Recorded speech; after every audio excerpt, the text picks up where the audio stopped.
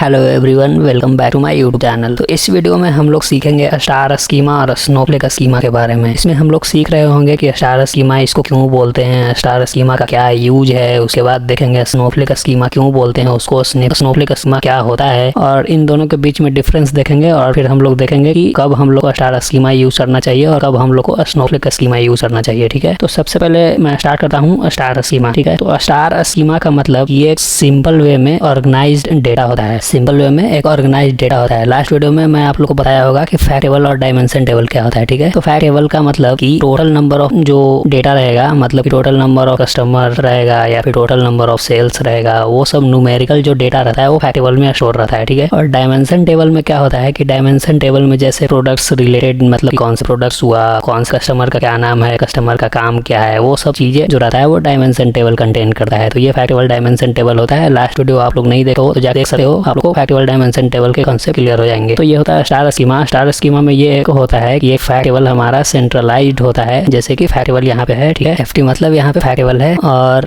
Fact table से connected होते हैं चारों तरफ डायमेंशन टेबल। तो ये चारों तरफ जब कनेक्टेड होंगे तो ये एक स्टार के फॉर्म में आपको दिख रहा होगा, और ये अगर स्टार के फॉर्म में आपको दिख रहा है इसलिए इसको बोलते हैं स्टार स्कीमा। ठीक है, मतलब कि एक सेंट्रलाइज्ड फैक्ट टेबल, इसको चारों तरफ मतलब स्टार के फॉर्म में डायमेंशन टेबल कनेक्टेड होते हैं। ठीक है, इसलिए इसको स्टार स्कीमा बोलते हैं। और इसका मतलब कि ये सिंपल वे में डेटा को ऑर्गेनाइज करता है डेटा वेयर हाउस के अंदर। ठीक है, तो स्टार स्कीमा और स्नोफ्लेक स्कीमा ये दोनों कंसेप्ट है डेटा वेयर हाउस का। ठीक है, तो डेटा वेयर हाउस के अंदर ये सिंपल वे में डेटा को ऑर्गेनाइज करता है स्टार स्कीमा। ठीक है, तो ये हो गया स्टार स्कीमा और इसका ये डायग्राम है। जैसे कि मैं आप लोग को बताता हूँ कि जैसे मान लो कि हमारे पास कोई कस्टमर रिलेटेड डेटा है, कस्टमर नहीं, मान लो कि हमारे पास कोई एम्प्लॉय रिलेटेड डेटा है। ठीक है, तो मान लो कि किसी कंपनी में 5000 टोटल एम्प्लॉय है, total number of employee equal to 5000। उसके बाद मान लो कि किसी कंपनी में अगर 5000 टोटल नंबर ऑफ एम्प्लॉय है तो उस कंपनी में मान लो कि हमारे पास 10 डिपार्टमेंट है, 10 डिपार्टमेंट्स, और 10 डिपार्टमेंट्स में ईच एम्प्लॉय कितना हो जाएगा, 500 हो जाएगा। तो ये जितने भी आपको न्यूमेरिकल वैल्यू दिख रहे हैं 5000, 10 और ये 500, तो ये सब क्या हो जाएगा, ये सब हो जाएगा हमारा फैक्ट टेबल। जैसे कि मैं यहाँ पे लिखता हूँ फैक्ट टेबल मतलब कि contains only numerical value. For example यहाँ पे आपको हो जाएगा 10, 500 और 5000। ठीक है, तो these are the fact table. अब डायमेंशन टेबल क्या होता है कि अगर टोटल डिपार्टमेंट 10 है तो डिपार्टमेंट का नाम क्या होगा, जैसे name of the department, name of the each department. मान लो कि लेट्स से फर्स्ट हो गया हमारा आईटी डिपार्टमेंट, सेकंड हो गया हमारा फाइनेंस, थर्ड हो गया सेल्स,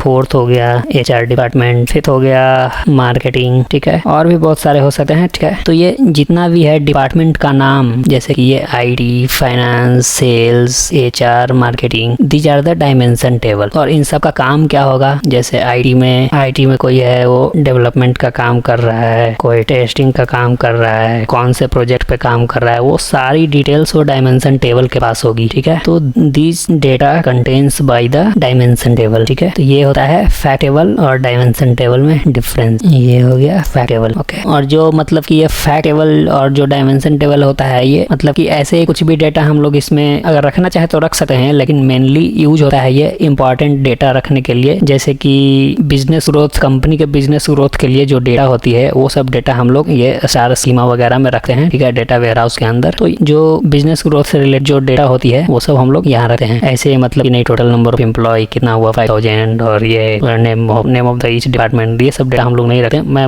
जस्ट आप लोग को समझने के लिए बता रहा हूँ। ठीक है, जैसे कि मान लो आप लोग की अगर कोई data analyst as a data analyst company में काम कर रहा है, तो जो डेटा पे वो एनालाइज कर रहा है कि नहीं ये डेटा ऐसे नहीं होगा, ये डेटा में कुछ गड़बड़ है, तो वो सब डेटा को ना ये स्टार स्कीमा के अंदर रखा जाता है, मतलब कि डायमेंशन टेबल और फैक्ट टेबल के अंदर। ठीक है, तो ये सब डेटा को रखा जाता है स्टार स्कीमा में। मैं आप लोग को फैक्ट टेबल डायमेंशन टेबल बता दिया। अब कुछ एग्जांपल्स ले लेते हैं। जैसे कि मान लो कि कस्टमर डायमेंशन टेबल है, तो कस्टमर डायमेंशन टेबल में क्या हो जाएगा, यहाँ पे हो जाएगा आपका प्रोडक्ट कि कौन से कस्टमर ने कितने प्रोडक्ट खरीदे हैं, उसके बाद हो जाएगा कस्टमर का नेम, उसके बाद हो जाएगा प्रोडक्ट प्राइस, यहाँ पे कस्टमर नेम या प्राइस, और भी बहुत सारे चीजें हो सकते हैं कस्टमर से रिलेटेड और जो प्रोडक्ट वो खरीदेगा उससे रिलेटेड, जैसे कि प्रोडक्ट का एमआरपी, ये सब थिंग्स। तो जो प्राइस होगा वो फैक्ट टेबल में चला जाएगा, कस्टमर का नाम और प्रोडक्ट जो होगा वो हो जाएगा डायमेंशन टेबल में। ठीक है, तो कस्टमर डायमेंशन टेबल रिलेटेड ये चीजें हो गई, ये एग्जांपल। उसके बाद अगर टाइम डायमेंशन टेबल देखोगे, टाइम डायमेंशन टेबल, तो यहाँ पे आप लोग हो जाएगा कि कौन से डेट को प्रोडक्ट खरीदा है कौन से कस्टमर ने। ठीक है, उसके बाद हो जाएगा डेट हो गया, उसके बाद हो जाएगा हमारा हमारा टाइम, ठीक है, मतलब कि कितने बजे वो प्रोडक्ट खरीदा है कौन से कस्टमर ने और कौन से डे को। तो ये सारी चीजें होती है डायमेंशन टेबल और फैक्ट टेबल के अंदर। तो ये था हमारा स्टार स्कीमा। इसमें ज्यादा कुछ नहीं है, आपको बस ध्यान रखना है फैक्ट टेबल क्या कंटेंट करता है और डायमेंशन टेबल क्या कंटेंट करता है, जो कि मैं आप लोग को बता दिया। और इसका यूज क्या है मैं आप लोग को बता दिया कि फैक्ट टेबल जो है न्यूमेरिकल वैल्यू कंटेंट करेगा, कस्टमर से रिलेटेड जैसे कि प्राइस वगैरह ये सब हो गया वो फैक्ट टेबल कंटेंट करेगा। और जो डायमेंशन टेबल है, मान लो कि ये कस्टमर डायमेंशन टेबल यहाँ पे हो जाएगा, तो ये डेटा, प्रोडक्ट नाम, ये सब चीजें कंटेंट करेगा, ठीक है। ये हमारा स्टार स्कीमा था। अब हम लोग स्नोफ्लेक स्कीमा देख लेते हैं क्या होता है। तो ये होता है हमारा स्नोफ्लेक स्कीमा।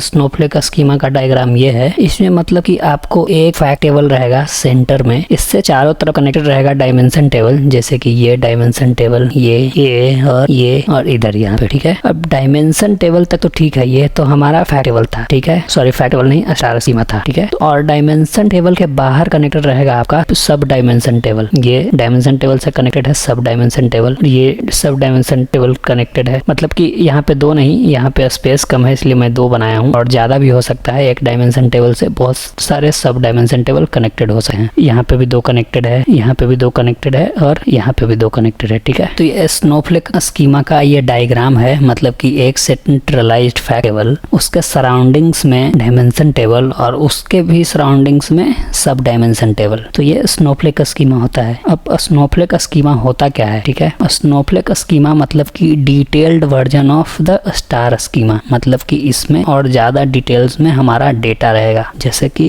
फैक्ट टेबल्स में हमारा रहता था कि लेस डिटेल्ड डेटा, और फैक्ट टेबल में नहीं, sorry, star schema we should say star schema, okay. उसके बाद मान लो कि स्नोफ्लेक स्कीमा आया यहाँ पे।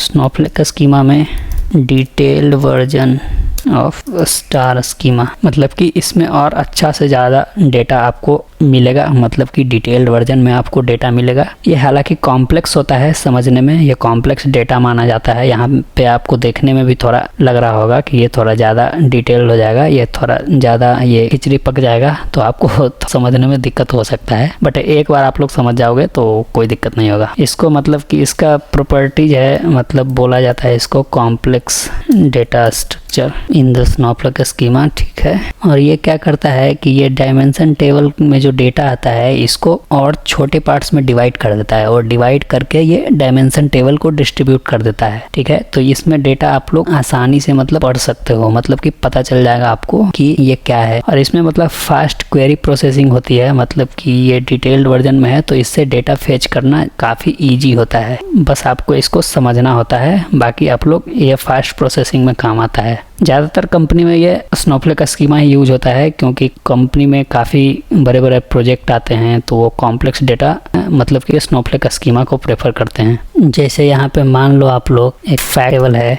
उसके बाद है डायमेंशन टेबल है, उसके बाद मान लो कि सब डायमेंशन टेबल है, ठीक है। फैक्ट टेबल में क्या करेगा कि ये आपको, जैसे कि कहाँ गया यहाँ पे, ठीक है, ये आपको करेगा न्यूमेरिकल वैल्यू कंटेन करेगा। For example total number of product, और we can say total number of employ, okay. तो ये हमारा फैक्ट टेबल कंटेन करेगा। जैसे यहाँ पे 1000, 20, 40, ये डेसिमल में भी हो सकता है, जैसे 40.5 ऐसा हो सकता है, ठीक है। लेकिन टोटल नंबर ऑफ एम्प्लॉय या टोटल नंबर प्रोडक्ट बोलोगे तो वो डेसिमल में नहीं आएगा। तो डेसिमल किसी और चीज़ के लिए यूज हो सकता है, जैसे कि एज वगैरह हो सकता है, ठीक है। तो ये सारी चीज़ें फैक्ट टेबल कंटेन करती है। डायमेंशन टेबल क्या हो गया कि डायमेंशन टेबल में आपको, जैसे मान लो कि कस्टमर रिलेटेड डेटा है, कस्टमर रिलेटेड डेटा है, ठीक है। कस्टमर रिलेटेड डेटा है तो कस्टमर का ये नेम कंटेन करेगा, उसके बाद कस्टमर का एड्रेस कंटेन करेगा, ठीक है। ये सारी चीज़ें डायमेंशन टेबल कंटेन करेगा। अब ये क्या करेगा, मान लो कि कोई कस्टमर शॉप पे गया है तो इसके पास इंटरनली इसके पास डेटा जाएगा प्रोडक्ट का, ठीक है, कि प्रोडक्ट कौन से प्रोडक्ट इसने खरीदा है, प्रोडक्ट नेम, प्राइस तो खैर वो फैक्ट टेबल में चला जाएगा। तो प्रोडक्ट नेम, एड्रेस, ये सब चीज़ें, ठीक है, प्रोडक्ट नेम, शिपिंग, डेट, ये सब, ठीक है। तो ये सब सारी चीज़ें यह जो होता है वो डायमेंशन टेबल में होता है। अब डायमेंशन टेबल क्या करेगा कि इसके पास स्ट्रिंग डेट और प्रोडक्ट नेम, ये थोड़ा प्रोडक्ट से रिलेटेड आपको डेटा लग रहा है ना, और इसके पास ये कस्टमर से रिलेटेड भी डेटा है, जैसे कि ये नेम और ये एड्रेस। तो डायमेंशन टेबल क्या करेगा कि इन दोनों को उठा के ये सब डायमेंशन टेबल में डाल देगा, ठीक है। यहाँ से उठा के ये इसमें डाल देगा, ठीक है, कि मोर इजी और मोर अंडरस्टैंडेबल फॉर्मेट में ये डेटा स्ट्रक्चर हो जाए। तो डायमेंशन टेबल सिर्फ कंटेन करेगा कि हमारे पास सिर्फ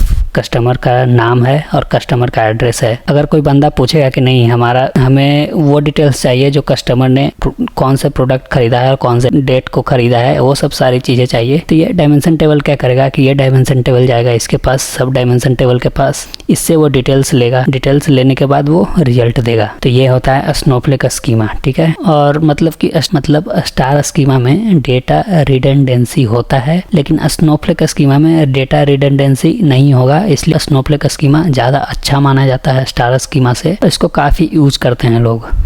डेटा रिडंडेंसी का मतलब कि रिपीटिंग डेटा, मतलब कि डुप्लीकेट डेटा, ठीक है। तो आई होप आप लोग को स्टार स्कीमा और स्नोफ्लेक स्कीमा के डिफरेंस पता चल गए होंगे कि कौन सा चीज़ें हमें कब यूज करना चाहिए। देखो सिंपल सी बात है, अगर हमारे पास कोई कॉम्प्लेक्स डेटा है तो हम स्टार स्कीमा में क्यों जाएंगे, हम लोग यहाँ स्नोफ्लेक स्कीमा डायरेक्ट यूज करेंगे। इसमें ज़्यादा, माना कि ये कॉम्प्लेक्स है लेकिन इसमें ज़्यादा डिटेल्ड वर्जन में हम लोग अपना डेटा रख सकें, ठीक है। तो ये स्नोफ्लेक स्कीमा का एक बेनिफिट है मान लो, और स्टार स्कीमा का एक मान लो कि डिसएडवांटेज है। तो इन दोनों केस में हम लोग स्टार स्कीमा और स्नोफ्लेक स्कीमा अपने अकॉर्डिंग टू रिक्वायरमेंट हम लोग चूज कर सकते हैं। तो इस वीडियो को इतना ही रहने देते हैं। आप आई होप कि आप लोग को समझ में आ गया होगा सब कुछ। नहीं समझ में आया तो आप लोग कमेंट करके बता सकते हो, मैं ट्राई करूंगा समझाने का आप लोग को, दूसरा वीडियो और ज्यादा डिटेल्ड वर्जन में बना सकता हूँ। अगर नहीं समझ में आया तो आप लोग कमेंट करके बता दो आप लोग को समझ में आया कि नहीं आया। इस वीडियो को इतना ही रहने देते हैं, बाकी मिलते हैं नेक्स्ट वीडियो में। अगर चैनल पर नए हो तो सब्सक्राइब कर देना, और वीडियो पसंद आ रही है, समझ में आ रहा है तो लाइक कर देना। बाकी मिलते हैं नेक्स्ट वीडियो में। Thank you.